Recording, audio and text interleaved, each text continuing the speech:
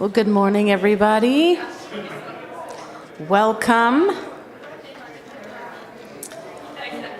So this morning, I just wanted to give a little context to today. It is going to be kind of a different service, so feel free to listen from a space of play. Things are going to be funny.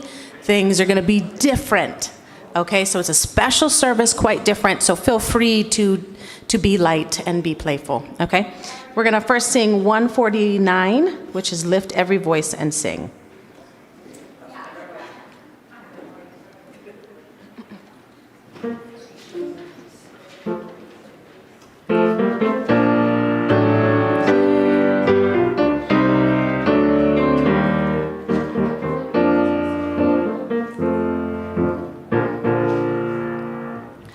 Lift every voice and sing till earth and heaven ring with the harmonies of liberty. Let our rejoicing rise high as the listening skies. Let it resound loud as the rolling seas. Sing a song full of the faith that the dark past has taught us. Sing a song full of the hope that the present has brought us. Facing the rising sun of our new day begun. Let us march on till victory is won. Stony the road we trod, bitter the chastening rod, felt in the days when hope unborn had died. Yet with a steady beat have not our weary feet come to the place for which our Father sighed. We have come over a way that with tears have been watered. We have come treading our path through the blood of the slaughtered. Out from the gloomy past till now we stand at last where the white gleam of our bright star is cast.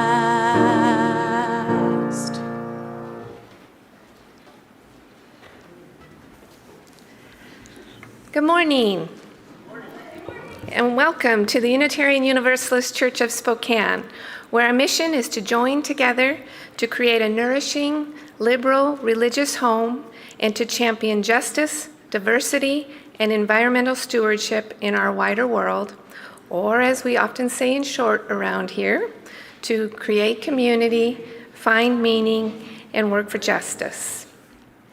We're glad to have you with us. UUCS is a very welcoming congregation, and we appreciate your unique experiences, background, beliefs, and lifestyle. If you're one of our longtime members, or have been here a short time, or if you're joining us today for the very first time, we're so glad you're here with us. We're also happy to have those of you streaming our service today in the quiet of your own space, wherever you happen to be. And today, even during our second service, we may potentially have a few Zoomers because our guest speaker is also on Zoom, coming to us from Zoom. So we're delighted to have everybody. It is my pleasure. I want to introduce Craig Moro, and then we'll check his mic and make sure everything's functioning, and then we'll say hello to each other. So it's my pleasure to welcome our guest speaker, Reverend Craig Moro, and let me give you a little background. Reverend Moro is a graduate of the University of Chicago and the Starr King School for the Ministry. He's lived and studied in India, Singapore, Thailand, the Netherlands, and Japan.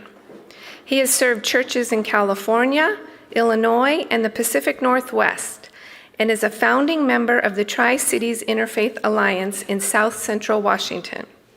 He now lives in Portland, where he has recently been named Minister Emeritus after serving Wy'east UU Congregation for 6 years.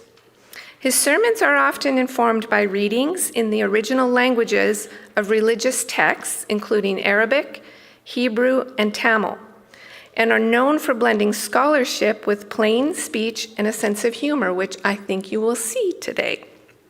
Please join me in welcoming back to our virtual pulpit, Reverend Craig Moro. Hi there.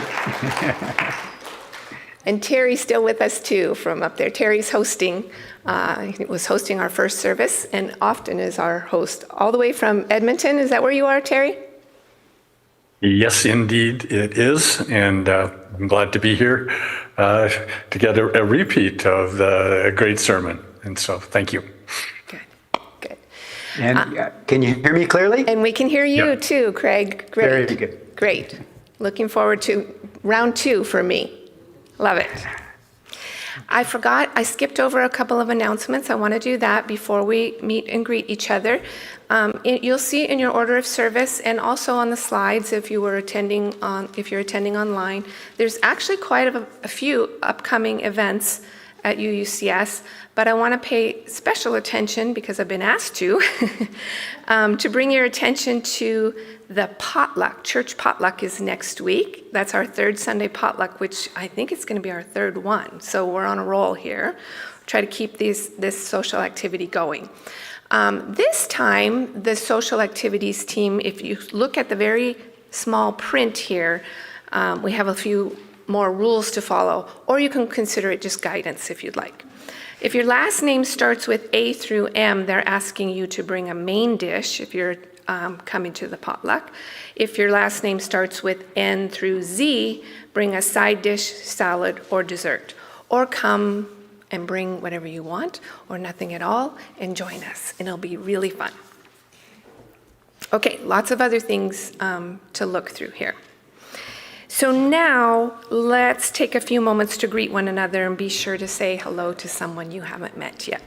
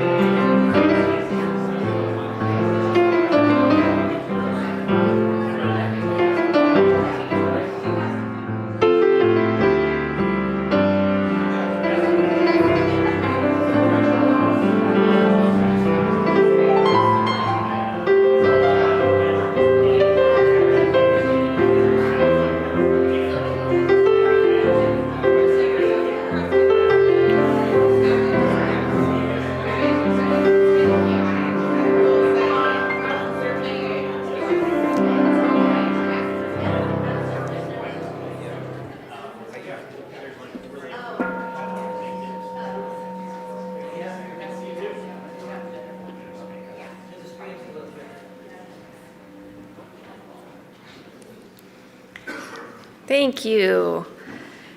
We'll have more time to greet one another and share our stories during the coffee hour after the service, which always includes Alan's great coffee and lots of conversation.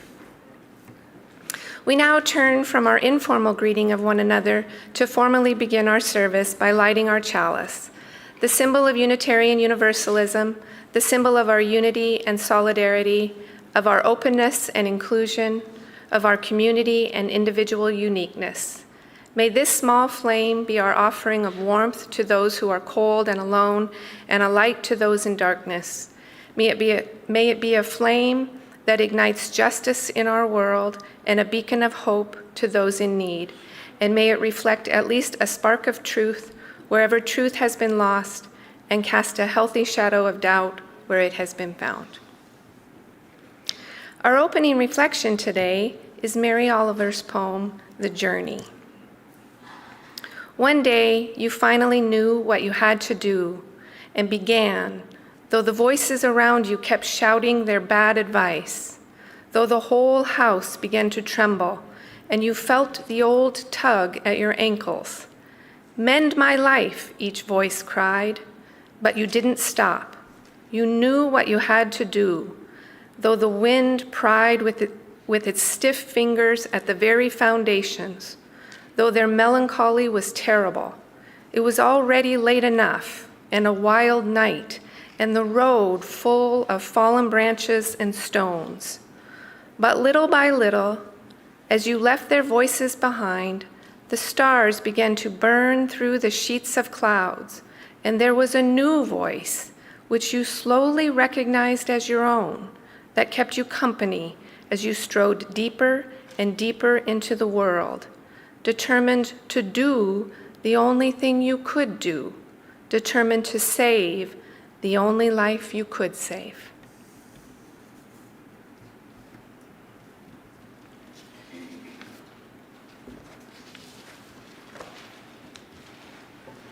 Okay, please turn to 1007. There's a river flowing in my soul.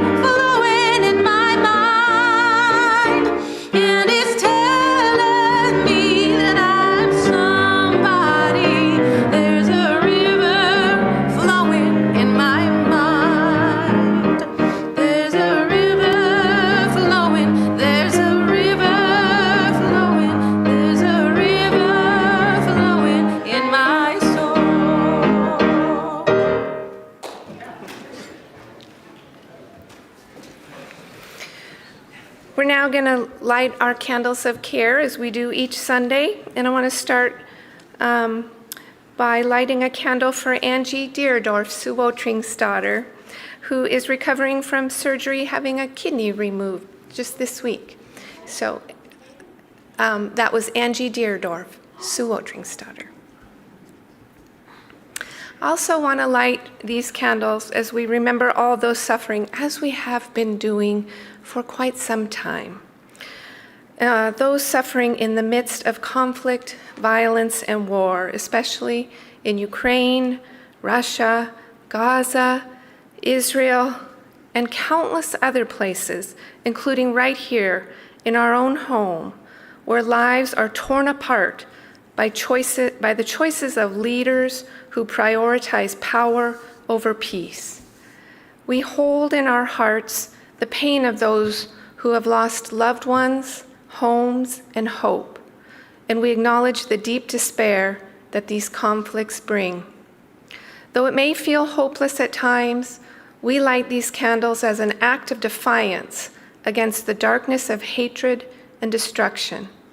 We light them in solidarity with those who refuse to give up on the possibility of peace, justice, and compassion. And we light them with the quiet but unwavering belief that every small act of kindness, every call for empathy, every voice raised in protest can push back against the tide of cruelty. May the light of these candles remind us that our humanity lies not in the destruction we witness, but in the love and care we show one another. In lighting them, we vow not to be silent, not to forget, and to work together, however imperfectly, for a world that values peace and the dignity of all people. Let us share a moment in silence, embracing others who are here in our hearts and minds this morning. You're welcome to say their names aloud as you're willing.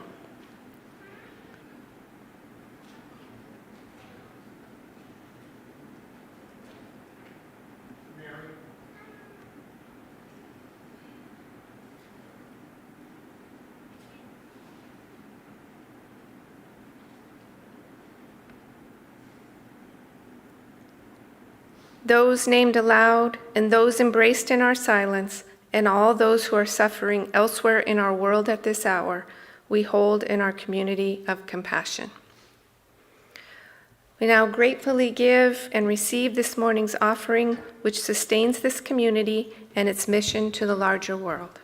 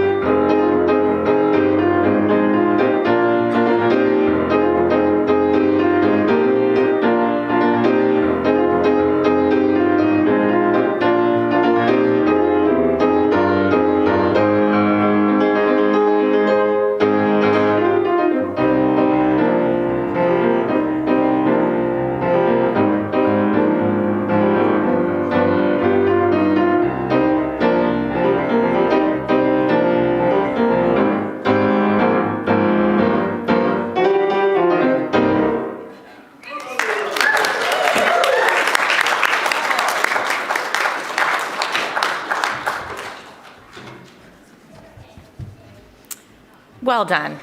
Jackie, you're such a nice person, and that song is so fierce. It's like a really great juxtaposition. All right, at this point, I'd love to invite any children who'd like to come forward for our story. You're never too old to sit up front for the story. All right, today's story is called The Mystery Valentine of Planet Zog. Far away, on the colorful, shimmering planet of Zog, the Zoglings were getting ready for the Festival of Glowhearts. It was the most exciting time of the year, when Zoglings celebrated friendship and kindness by exchanging glowing hearts that floated in the air like balloons. One morning, Zibbet, a little green Zogling with floppy antennae, woke up to a surprise. Right outside their hoverpod, there was a glowing heart twirling in the air. It sparkled with pink and purple swirls and had a little note attached. "You're out of this world," the note said. Zibbet's antennae wiggled with excitement. A mystery Valentine? Who could this be from? Zibbet loved a mystery. Curious, Zibbet zoomed off on their hoverboard to investigate. First, they visited Slorp, their best friend who loved to build crystal towers. "Splorp, did you leave this Valentine for me?" Slorp looked at shook their round, shiny head. "Nope, but it's amazing. It makes you feel special, doesn't it?" "It does," Zibbet said, tucking the Valentine safely under their arm. Next, Zibbet zoomed over to Blibble, who was busy painting star patterns on the wall of their hover station. "Blibble, did you leave this Valentine for me?" Blibble wobbled their jelly-like arms. "Not me, but isn't it fun to think someone wanted to brighten your day?" Zibbet nodded. "It really is."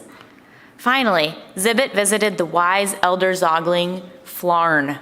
Flarn's antennae twinkled as they listened to Zibbet's story. "Zibbet," Flarn said, "maybe the mystery isn't about who left the Valentine. Maybe it's about how it made you feel." Zibbet thought about this. It was true. The Valentine had made them feel loved and appreciated, and it didn't matter who had sent it. "That's it," Zibbet said, their antennae bouncing. "I'm going to make glowing hearts for my friends, too. That way, they'll feel as special as I do." And so, Zibbet spent the rest of the day crafting glowing hearts. They left them all over planet Zog, on hoverboards, in crystal towers, and even on Flarn's star charts. The next morning, Zibbet looked out of their hoverpod and saw something amazing. Glowing hearts floating everywhere, lighting up the entire planet in a rainbow of colors. The Zoglings had all joined in, spreading kindness and joy to each other. Zibbet's heart glowed brighter than ever. They realized that the Festival of Glowhearts wasn't just about receiving. It was about sharing and making others feel loved. From that day on, Zibbet and their friends looked forward to the festival, knowing that the real magic wasn't in solving mysteries, but in the love they shared. And now please join me in singing the children out to Children's Chapel.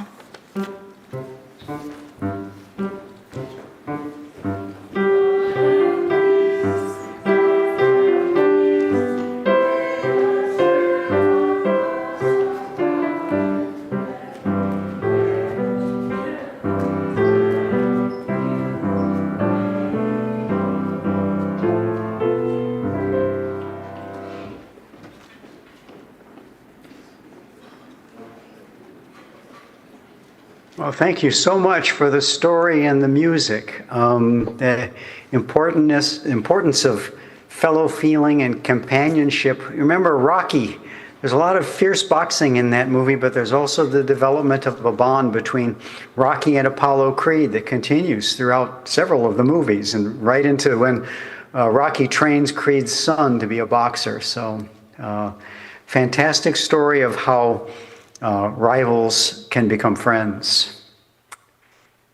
Well, our reading this morning is from one of the oldest texts in the world, dating from approximately 3,000 years before the Common Era, at least 1,500 years before the time of the Iliad and the Odyssey, a time when, yes, woolly mammoths still walked the earth. It was recorded in cuneiform letters. a system of wedge-shaped marks made in wet clay with a reed stylus. This version is from Sumerian, one of the ancient languages of Mesopotamia, but similar versions exist in nearly every language from throughout the ancient Near East, making the Epic of Gilgamesh not only one of the oldest pieces of literature known to humankind, but also the first international bestseller. He who has seen the deep, I will make known to the lands. I will teach about him who experienced all things alike. Anu granted him knowledge of everything. He saw the secret, discovered the hidden. He brought us information of the time before the flood. He went on a distant journey, pushing himself to exhaustion, but then was brought to peace. He carved on a stone the story of his toils and built the wall of Uruk Haven, the wall of the sacred Inanna temple, the holy sanctuary. The city of Uruk, at its height, had between 20 and 50,000 inhabitants within its walls. Now, that may not sound like much to us today, but in its time, it was the largest city that had ever existed, a place of unprecedented human density and complexity, dazzling to any first-time visitor. Look at its wall, which gleams like copper. Inspect its inner wall, the likes of which no one can equal. Touch the threshold stone. It dates from ancient times. Approach the Inanna temple, the residence of Ishtar, such as no later king or man ever equaled. Go up on the wall of Uruk and walk around. Examine its foundations. Inspect its brickwork thoroughly. Is not the inner wall made of kiln-fired brick? And did not the 7 sages themselves lay out its plans? Now, I don't know who these sages might have been, but someone sure did a good job with city planning, at least according to the epic's description. 1/3 city, 1/3 palm gardens, 1/3 lowlands, and the open area of the Ishtar temple, the wall of Uruk encloses. That's sweet. Part city, part garden, part open space with monuments. I wonder if they had outdoor concerts and what kind of music they played. I wonder what music we'll be hearing now.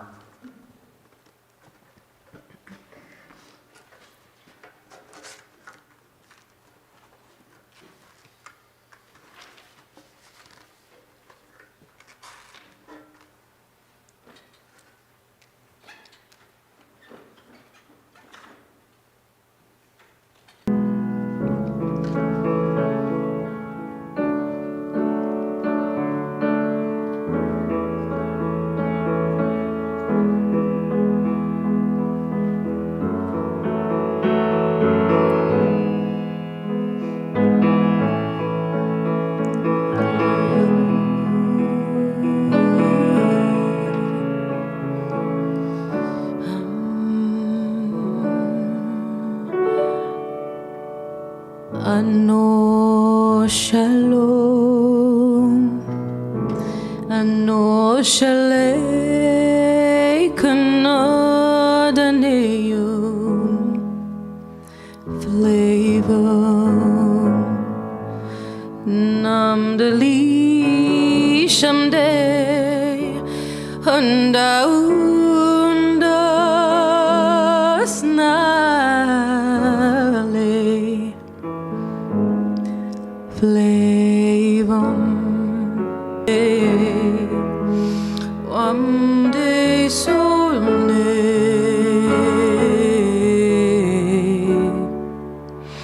Anhayale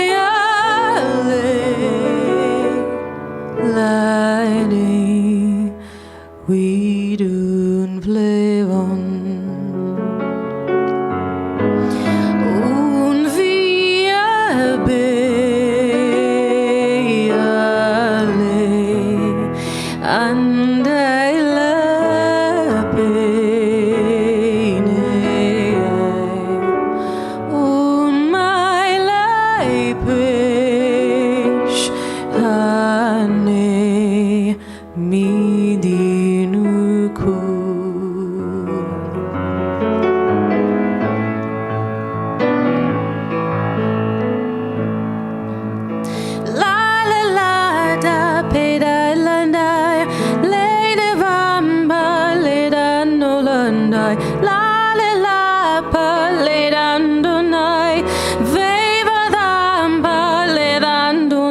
by la lampa, lela volnai, leila lambo, neda volondai, la lambo, leda volnai, leila vamba, lela donondai.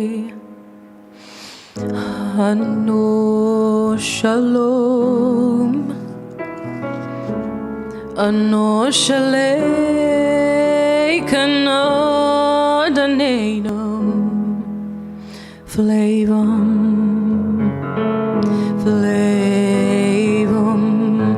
meande, shandalo lale, flavum le falan le namdeli samdo umda nane leimdum flavum flamdele onoende dwandele flavum.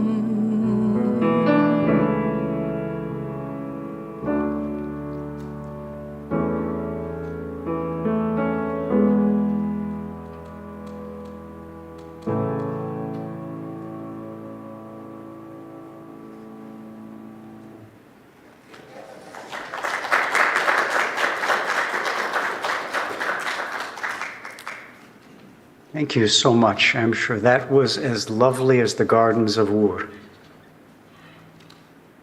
Gardens, parks, temples. As the description of the city continues, we learn that even though not much has been written besides this story and plenty of merchants' records, Uruk even has a library of sorts. Find the copper tablet box, open its lock of bronze, undo the fastening of its secret opening, take out and read from the tablet how Gilgamesh went through every hardship, supreme over other kings, lordly in appearance. He is the hero, born of Uruk. He walks out in front, the leader, and walks at the rear, trusted by his companions. Even after 5,000 years, leaders can learn from these lines. Sometimes you lead from the front, and at other times, it's best to lead from the rear, from right among your fellow travelers. Mighty Net, protector of his people, raging flood wave who destroys even walls of stones. Gilgamesh is strong to perfection. Gilgamesh is awesome to perfection. It was he who opened the mountain passes, who dug wells on the flank of the mountain. It was he who crossed the ocean, the vast seas to the rising sun, who explored the world regions seeking life. It was he who reached by his own sheer strength Utnapishtim, the far away, who restored for humankind the sanctuaries that the flood had destroyed. Who can compare with him in kingliness? Who can say, like Gilgamesh, I am king? Whose name from the day of his birth was called Gilgamesh? 2/3 of him is God. 1/3 of him is human. What more could you want? Gilgamesh himself is just like his city, 3 parts gloriously put together. Awesome in the proper sense of that word. What more could anyone possibly want than that? You should know that there was a real king, Gilgamesh, a real human being.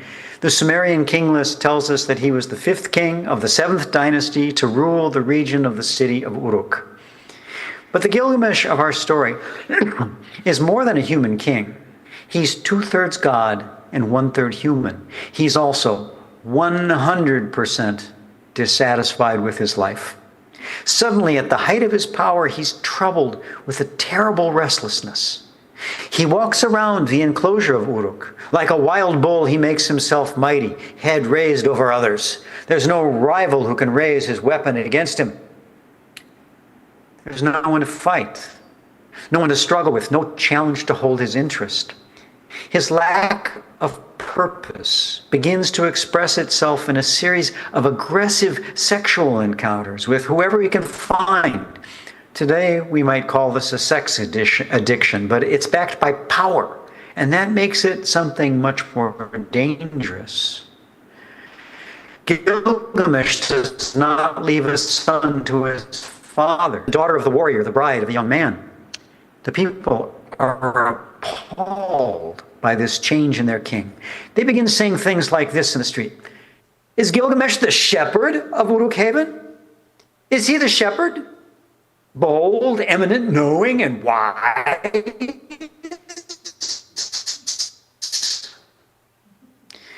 In Uruk, as in the US 5,000 years later, tools like sarcasm are sometimes the people's only weapon against feeling totally overwhelmed. Later, they will find other means. But luckily, the gods take notice of what's happening down below. They confer among themselves and decide that what Gilgamesh needs is a fit companion, someone who will be a match for him in vitality and power, like a second self, they say. They bring forth Enkidu. Gilgamesh is God and human. Enkidu is human and animal. He appears full-grown in the wilderness, living among wild beasts like Tarzan. He's huge and powerful, and the epic makes sure that we know that, like a woolly mammoth, he had great hair. His whole body was shaggy with hair. He had a full head of hair like a woman. His locks billowed in profusion. He knew neither people nor settled living. He ate grasses with the gazelles, and his thirst was slaked with mere water, not beer. No clothes, no house, no bread, and finally, no beer. Here's a wild man, indeed. Beer was first brewed in Sumeria and enjoyed by almost everyone in the cities. So not to drink beer was to be not quite civilized. There are other things about human life with which Enkidu is completely unacquainted, but that's all about to change. A trapper begins working the wilderness area where Enkidu lives. Enkidu frees all the animals from his snares. He then confronts the trapper face to face at the watering hole, and the man flees home in terror. He goes to Gilgamesh, carrying on about how he has encountered the strongest fellow in the world, a wild man who will not let him make a civilized living. This gets the king's attention. Strongest fellow in the world, you say? We'll see about that. He calls for Shamhat, a courtesan priestess from the great temple, and asks her to accompany the trapper back to the wilderness. He tells her that when she sees the wild man, she should disrobe and stand naked before him, then bring him back to the city. That's how Enkidu meets her. And he is, trapped. Shamhat likes him too. Well, with all that great hair. They make love for 6 days and 7 nights. Now Enkidu wants to return to the woods and fields and kick up his heels with his animal buddies. Zippity-doo-dah, I feel good. But the animals want nothing to do with him. He's changed. He's not one of them anymore. All he can do is go back to Shamhat and ask her advice. What now? He feels diminished. But she says, no, your time with me has improved you. You are wise now and beautiful. You have become like a god. Why do you want to run around with wild animals? All this may sound familiar to anyone who's seen a teenage boy transformed by his first serious girlfriend. Shamhat urges him to come back with her to Uruk. He agrees, and on the way she tells him about Gilgamesh, how powerful he is, and how he has lately become dangerous and out of control. Enkidu vows that he will challenge Gilgamesh to fight and knock some sense into him. She says, don't be so sure, but come on, let's go. She gives him half of her clothing to cover himself, and they're off. They stop halfway to eat with some shepherds. This is Enkidu's first exposure to bread, which he finds delicious, and to beer, of which he drinks 7 jugs at once. He starts singing loudly and brandishing his weapons and continues on with Shamhat. Meanwhile, Gilgamesh has been having dreams that foretell the coming of Enkidu. He sees a meteor on the ground and suddenly feels moved to embrace it, quote, like a wife. That Gilgamesh, men, women, meteors? Next, he dreams of a mighty axe outside his bedroom door, and this too he embraces passionately. Be careful there, big guy, it's sharp. When Gilgamesh shares the dreams with his wise goddess mother, she tells him that both axe and meteor must represent the coming of a friend as mighty as the god king is himself. Enkidu arrives in the city and challenges Gilgamesh to fight. There's an epic smackdown in the public square between these two, like the World Wrestling Federation on even more than the usual steroids. God-man and manimal. Both are twice as tall as normal human beings. The walls tremble as they battle to a standstill, but at the end, they embrace and become fast friends, each of them delighted to at last have found an equal. They combine forces. The next step is to find an opponent worthy of facing both heroes at once. This they find in the form of Humbaba. Humbaba! You find a better name than that for a monster, and the next cup of coffee is on me. Gotta be coffee because I don't drink beer.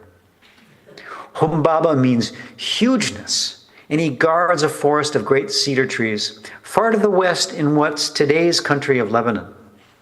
Enkidu has seen him before and warns Gilgamesh fearfully that Humbaba is a terror to human beings. Humbaba's roar is a flood, his mouth is fire, and his breath is death. He can hear 100 leagues away any rustling in his forest. Who would go down into his forest?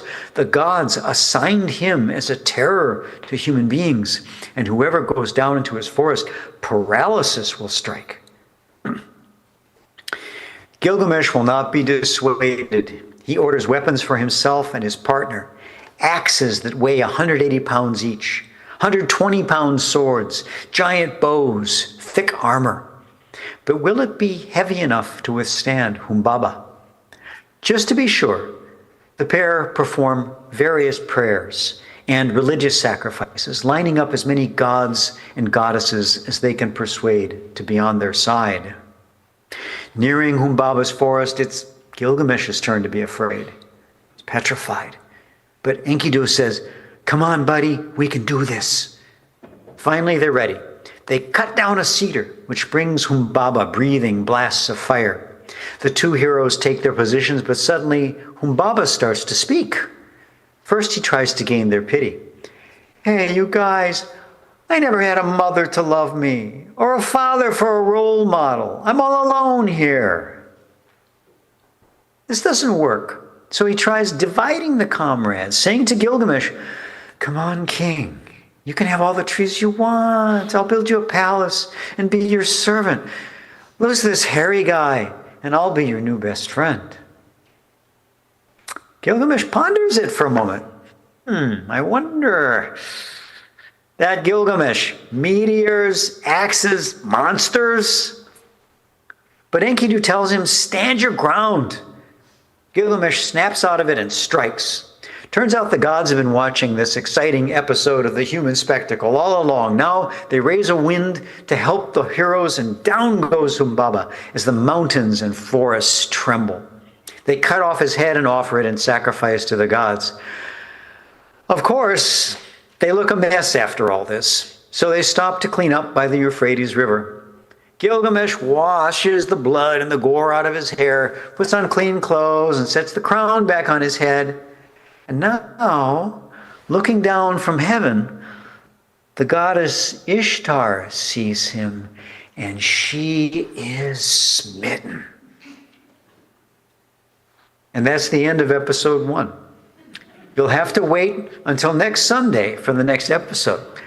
Like I used to wait for Star Trek: The Next Generation back in the 80s when I was serving full-time at an old Universalist church.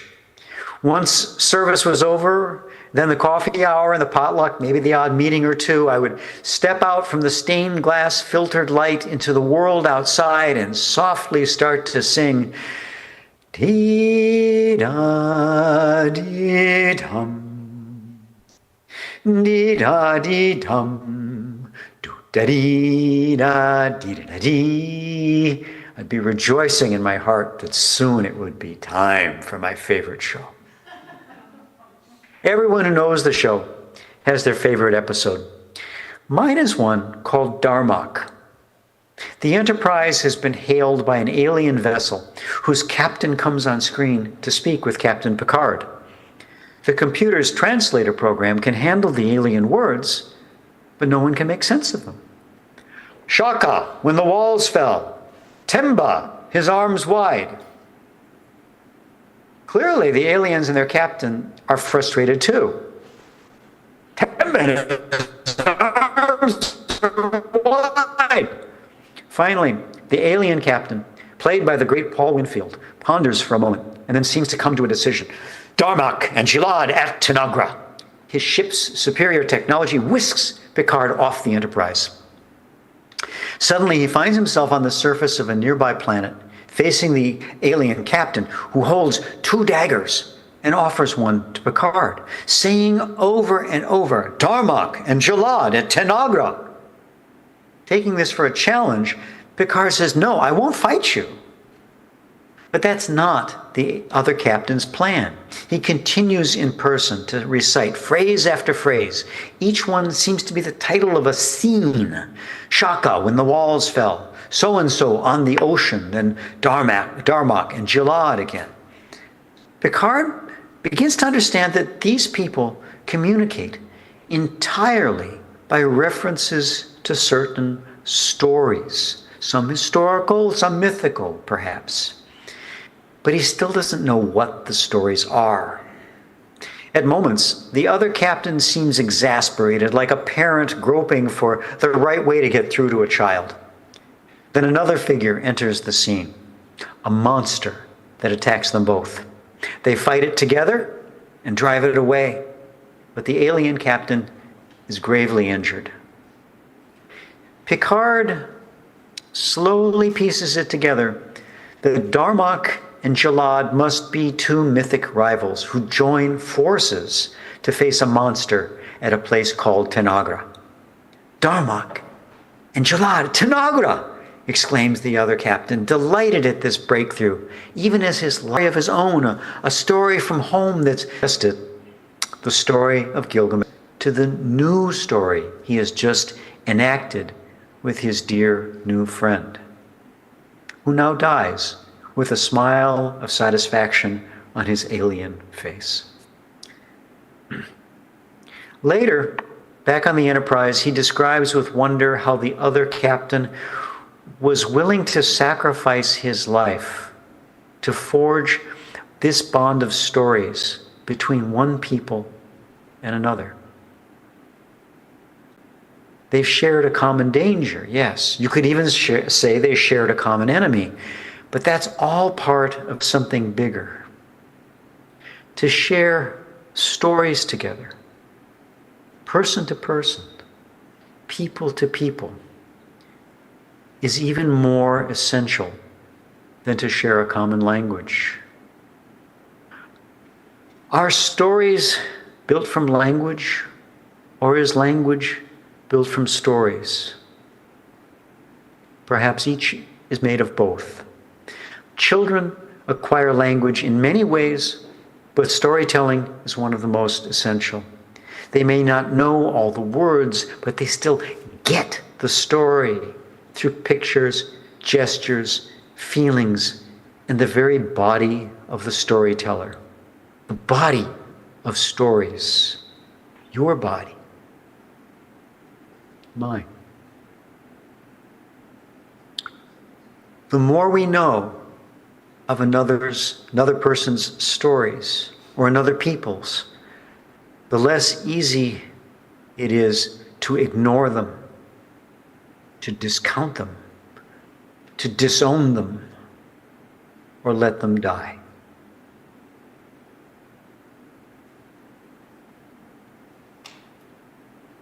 To make targets, victims, or prisoners of storytellers, of storytellers, of storytelling bodies, is no easy thing to do if we know their stories and they know ours too. Even if we don't know each other's language and it all sounds like gobbledygook at first, that will change in time, but only if we make it so. Like Picard always says. The Star Trek episode ends without any mention of an afterlife. We don't know if the alien captain or his people believe in one. Neither do we know if Picard and his crew believe in some kind of persistence of some kind of soul once a storyteller's body has died, or if this is a notion that's been left behind in the distant past. That's where we've left Gilgamesh and Enkidu. To find out more, tune in the future, next Sunday, same time, same place, to catch the next episode. See you then.